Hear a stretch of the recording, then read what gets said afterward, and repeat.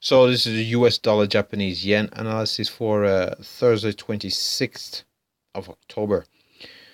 Now let's just have a look what happened on the 25th before we do the analysis for 26th. So on the 25th we did say we were looking at to see price to get up to 1430, where we might see some major resistance. Prices did get pretty close, but we didn't actually get up to this 1430 before we saw some selling momentum come into the market. We went as high as 114.24, so within 6 pips of the zone, and we subsequently saw some selling momentum all the way back down to this major level that we were looking at 1356. So as we've seen some selling momentum off the area previously identified in around this 1430, what can we expect with prices? So as we're down into the next major level of support in around 1356, we're going to have to look to see if 1356 holds. So if we do hold 1356, we do see a strong bullish candle. Let's just grab the pen. So we see a strong bullish candle off this level. We'll be looking for prices to go back up to test this 1430, maybe a proper test of the test, which is 6 pips away. So a proper test of 1430. We might see selling momentum all the way back down to 1356. Beyond, if we do break below 1356, say it doesn't hold for here, we will definitely be looking at to see how prices react in around this 113 level, because we do have the 200 period average, which will likely be there at the time. And beyond that, we'll be looking at this 1277 level. We also have to be aware of this 400 period average here in black, as we'll be in around this 1277 region as well, for a potential move to the upside, for a move up to 1356.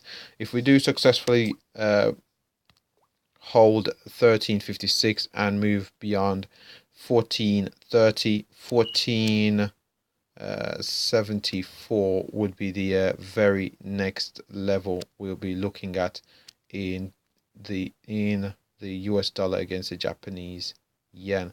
So 114.74 would be the very next level. Above we'll be looking at, but below we'll be looking all the way down to this 112.77. Can't anticipate price will get all the way down there, but we have to look at that. So 112.77 would be the next major level, but we do have to be aware of these 200 400 premium average, just to label a point. So if we do have a look at the weekly time frame, so where we are. So on this weekly time frame, as we can see here, we posted lows in around this 107.32. We've come up, had a bit of a bull flag, had 2 weeks of a pullback, strong continuation candle here last week, closed near the highs, and we have moved up to this 114.30. And as you can see, we've had some selling momentum. Currently this weekly candle is bearish, so we might see a further sell-off. So overall, we were still in an uptrend on this weekly time frame, even though the trend has been very frustrating. Let's just have a look at and the reason I say it's frustrating, because we've been posting higher lower lows and in some cases higher highs. It's a very strange price action. So let's just have a look. So over here, as you can see here, we've got the selling indicated by these 2 red arrows in around this 1430 region previously identified. And as we can see here, we've posted a just scaling these charts correct. We've posted a weak candle here. Thing is, we didn't close near the lows.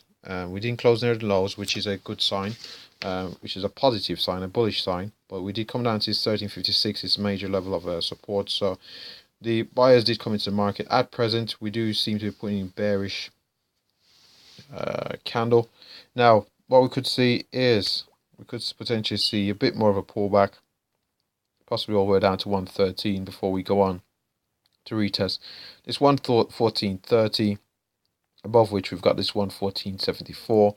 If, however, we do see a stronger candle posted on Thursday, indicating that with the bulls have deserted the US dollar against the yen, we could see prices move all the way down to level previously identified of 1277, or even this next major level in around this 1252, before we might see some buying momentum come back into the market.